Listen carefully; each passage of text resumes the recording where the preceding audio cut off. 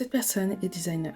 Il a fait sa première vidéo sur YouTube et résultat, plus de 400 000 vues, plus de 30 000 abonnés et ça a gagné en seulement 14 jours. Au moment où je te parle, il a plus de 60 000 abonnés. Mais comment un simple designer a pu rendre l'ordinaire extraordinaire et surtout comment toi tu peux t'en inspirer si tu es freelance, solopreneur, entrepreneur, etc. Bien souvent quand on a notre propre business et qu'on a envie de lancer une chaîne YouTube, le premier objectif c'est d'avoir nos premiers clients. Donc on va agir sur le logos et l'ethos. Donc en gros on va agir sur notre posture, sur notre crédibilité, ce qu'on va représenter. Donc par exemple, je suis X entrepreneur, j'ai vendu pour tant d'euros, j'ai tant d'expertise parce que j'ai travaillé pendant tant d'années, mais aussi on va jouer sur la rationalité. Donc montrer que ce qu'on propose a un intérêt scientifique, montrer que ce qu'on propose a un intérêt. Et on va se baquer par exemple sur la data, sur des statistiques, sur des faits. Et ça, c'est des vidéos d'ailleurs qu'on voit de plus en plus, tendance sur YouTube. Et si on doit regarder ce qui se fait à ce niveau-là, ça serait peut-être des vidéos comme comment faire un logo, comment utiliser Photoshop, comment designer un site internet ou comment créer une identité graphique.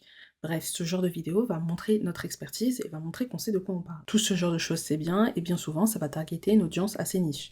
Une audience qui recherche ça, voire qui a ce besoin directement. Ce genre de vidéo, c'est surtout bien quand on souhaite viser des débutants ou vraiment des personnes qui ont un réel besoin.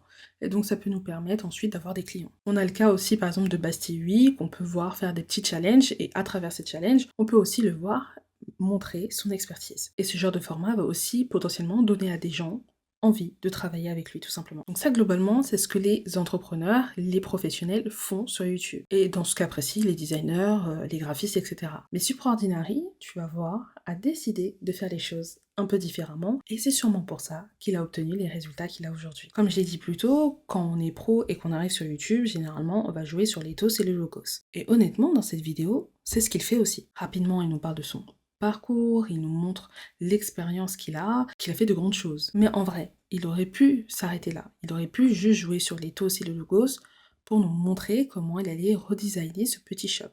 Et pourtant, il a décidé de rajouter la troisième dimension, le pathos. Donc, de jouer sur le côté émotionnel. Et ça, il le fait avec deux choses, en apportant le côté storytelling et aussi en rajoutant le côté cinématique. Et il arrive à nous prendre par la main parce qu'on sent que tout ça a été créé sous le format de série. Et d'ailleurs, il s'en cache pas non plus parce que le titre de la vidéo est littéralement épisode 1. Et on sent en fait qu'il a réfléchi à tout ça et que c'est réellement une série qu'il a pensé et écrit. Et donc dès le début de la vidéo, il nous raconte son histoire et la problématique qu'il rencontre. Et c'est assez intéressant parce que dès le départ, il nous dit que sa problématique, c'est qu'il n'est pas assez créatif, alors que dans les 30 premières secondes, justement, on est limite agressé par sa créativité. Donc ça crée un décalage, mais en vrai ça crée un décalage qui est super intéressant. Donc il nous explique qu'il veut explorer, qu'il veut voir de la couleur, mais qu'il ne peut pas, parce qu'il a des responsabilités et que du coup, s'il ne peut pas aller chercher la couleur, il va faire venir la couleur et la créativité à lui, en commençant par son déjeuner. Et en fait, c'est hyper intéressant comment il a introduit son sujet et comment il va introduire le fait qu'il va redesigner en fait une sandwicherie. Et est-ce que tu vois maintenant comment il set la suite? Donc on a un contexte, on a une problématique, et là on commence à entrer dans tout ce qui est éléments déclencheurs, donc vraiment les bases du storytelling. Et en fait, là je sais pas si tu vois, mais ce qui est intéressant, c'est qu'il joue énormément avec le visuel et le son, car on en oublie beaucoup que certes, pour où que les gens, il faut parler, il faut dire des choses intéressantes, soit, ok, c'est vrai, mais YouTube, ça reste avant tout une plateforme visuelle.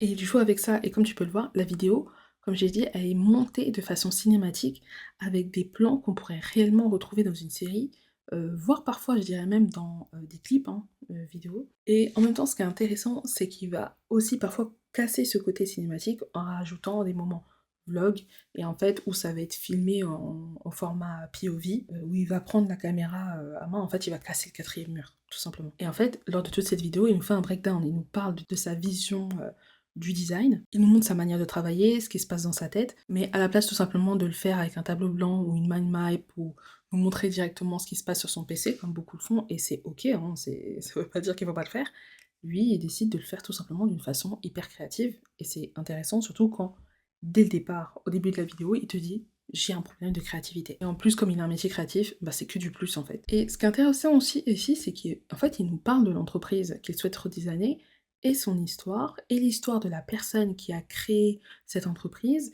Et donc, déjà, bah, toujours plus de storytelling, mais ça nous permet aussi, nous, potentiellement, de nous voir, en fait, à travers la personne qui tient cette sandwicherie, on peut potentiellement se reconnaître à travers son histoire. Le fait aussi qu'il nous parle de la personne derrière l'entreprise qu'il souhaite redesigner et de l'entreprise, de l'histoire de l'entreprise, ça peut nous permettre de nous identifier à cette personne, mais du coup, ça veut dire qu'on peut aussi se voir en tant que client. Et ça, c'est intéressant quand tu as un service à vendre ou parfois même des produits. Mais comme je dis dans d'autres vidéos, quand c'est des produits, quand on est sur de l'e-commerce, la manière de faire des vidéos, ça reste encore difficile. C'est intéressant aussi comment il met en avant une sorte d'ennemi commun. Donc là, en faisant le parallèle petite sandwicherie locale avec les grands groupes qui commencent à prendre de plus en plus de place. Et ça va aussi lui rajouter un objectif derrière pour refaire en gros tout le branding de cette petite sandwicherie. C'est comment lui, il peut aider cette entreprise à faire face aux grands groupes.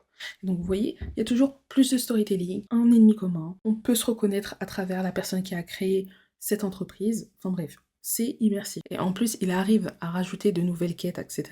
Comme par exemple, à un moment, il nous dit comment faire quelque chose de nouveau sans que ça perde son charme. Donc en gardant ce petit truc un peu vintage. Et ce qui est intéressant, c'est que sur 17 minutes de vidéo, on commence à voir le processus du design qu'à partir de la 11e minute.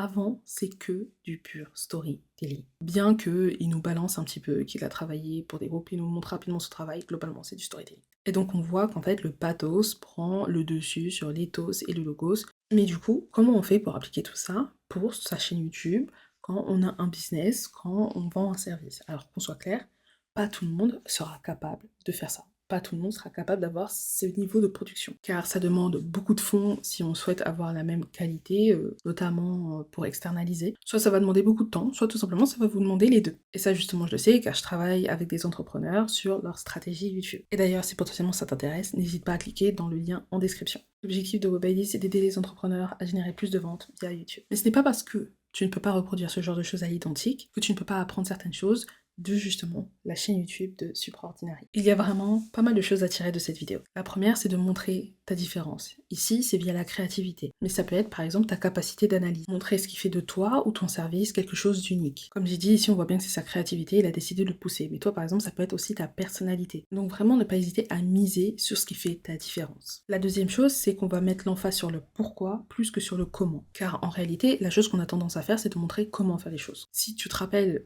des idées de vidéos que je t'ai dit au début, c'était comment faire un logo, comment utiliser Photoshop, comment faire le design d'un site internet, tu vois, c'est du comment. Ok, c'est cool de montrer comment, mais surtout, faut nous expliquer pourquoi. Parce que c'est en sachant pourquoi il faut faire les choses que, en fait, ça va nous bouger, que ça va nous faire passer à l'action. Alors, ok, comment faire un bon design de site internet, mais pourquoi il faut que tu fasses un bon design de site internet? Parce que peut-être ça va faire gagner 10% de chiffre d'affaires. Ah, ok, peut-être que je devrais avoir un bon design de site internet. Là, tout de suite, c'est plus intéressant. Et le troisième, et ça, en vrai, c'est le sujet de presque toute la vidéo, c'est le côté émotion. Car à la fin de la journée, même si tu parles à des entreprises ou à des entrepreneurs, derrière, ça reste des humains. Certes, ils vont vouloir faire des choix rationnels, parce que le but, c'est de les aider au niveau de leur entreprise, ou pas d'ailleurs, parce que ça peut être B2B, mais aussi B2C, car on est humain en fait.